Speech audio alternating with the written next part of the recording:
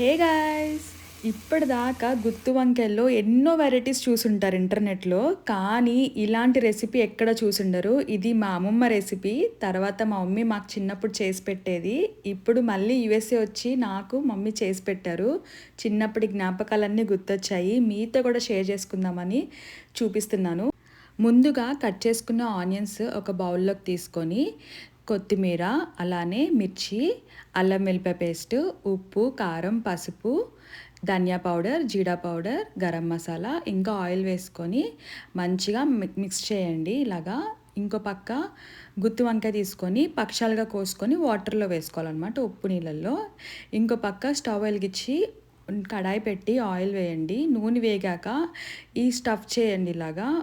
వంకాయల్లోకి stuff చేసి ఆయిల్లోకి వేసి అన్నీ వేసిన తర్వాత అందులోనే కొంచెం వాటర్ పోసి ఒక హాఫ్ గ్లాస్ అంత వాటర్ అనమాట అలాగా స్ప్రింకిల్ చేయాలన్నమాట. ఇంకా మూత పెట్టి మగ్గపెట్టండి. మధ్య మధ్యలో కలుపుతూ ఉండాలి అటు ఇటు వంకాయల్ని. ఒక 20 మినిట్స్ అంతే.